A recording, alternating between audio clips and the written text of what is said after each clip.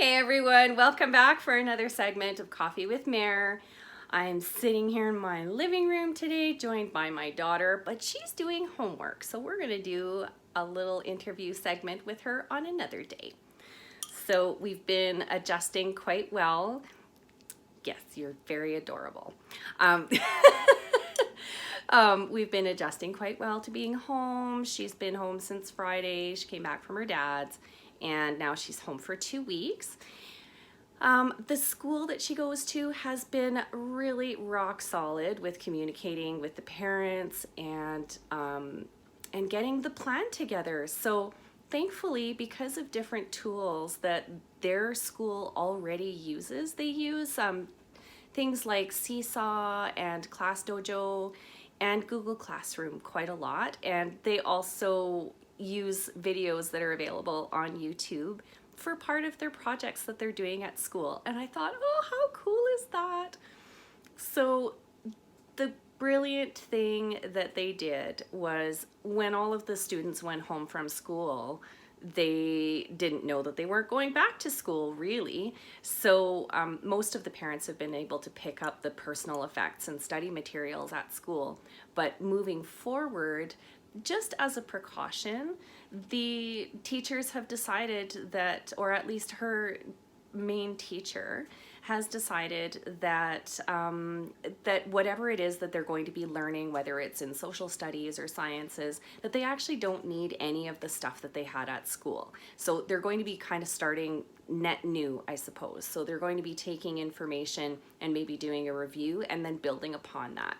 So this week they have the opportunity to catch up on work that isn't finished and just kind of review a few things that they have. They do have like a plan in place, and I think it's really great. I personally like the fact that the students all have a work plan for their schoolwork, because then the parents can go and have a look and say, okay, well, you know, they're going to be working on this stuff throughout this week, and then you kind of have an idea already of what's been left undone or if there's stuff that needs to be reviewed. But now that we're at home, that's even more important, because it's up to my daughter and I to make sure that she's staying on top of her schoolwork and not falling behind. So I know it's been really stressful, and I have lots of friends who are teachers out there, and my heart is with you as you find your way through these really challenging times. You know, there's such a widespread impact from what's happening with COVID-19, and I've mentioned it before, I'm home quite a lot myself, so the staying home part isn't different, but it's even more interesting now, because any opportunities that I would have had to go out before and be a little bit more out in the world when I was feeling good, those are gone now. And I'm okay with that. Let's talk a little bit about mindset for a second. While people are enduring this, and I've talked to a lot of friends that are kind of all over the place, not just here in Calgary, just to find out how they're doing. And I do have some friends that are healthcare workers, and that they are going in to the hospitals and clinics to save lives, essentially. That's their whole goal, is that they want to do the best that they possibly can. They're heroes at the moment. And I think if we start looking at people doing things to help others and realizing that they're heroes, that's a really big way to identify who's doing good in the community and starting to share some of those good news stories. Staying on mainstream media all the time is not something that I do.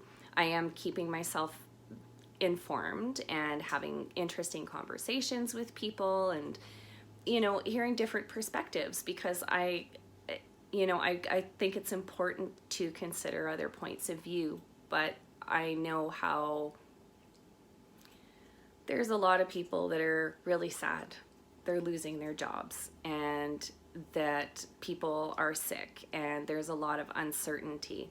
So let's try and celebrate those little victories. And it doesn't matter whether it's you got through another day and you realized that the sun was shining and that it was a good day for you. That is a victory.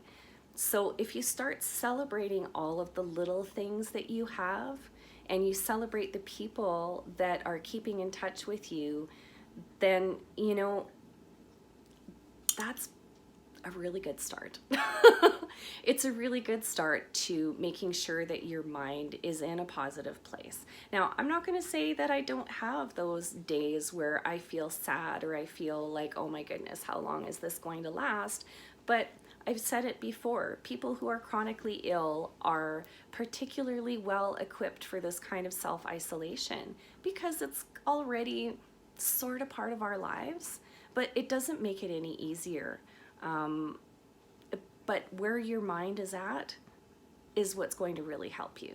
So I would really like to know if you have any heroes in your life. I would love to celebrate your heroes and have a hero of the day. So I would like to first nominate my sister. She is a busy mom. She's got 4 kids, and her husband are still both working. She's working from home now, and there's a lot of uncertainty in her workplace. And I'm sure many of you can relate to that. But she and her husband, so you know, we can nominate them both, but they have been taking time out of their busy schedule to bring groceries to my house. And that's something that gives me a lot of peace of mind in self-isolation because of the autoimmune issue and that I'm more at risk. And I'm really trying hard not to leave my house unless it's absolutely necessary. So if you can all just help me celebrate my sister Lisa and her husband Rob, and please nominate your hero. Tell me about your hero in the comments below, okay? Because let's start having a little bit more good news that's going on and talking about the people who are doing really special things despite difficult times. So I know there are a lot of celebrities that are out there and that they're also trying to share their good news stories. So let's create that here. Let's start celebrating the good news that's happening and the people in the world that are making it happen. So please be sure to give us a big thumbs up down in the comments below, and don't forget to subscribe and hit the notification bell so you know exactly when the next videos are coming out on YouTube.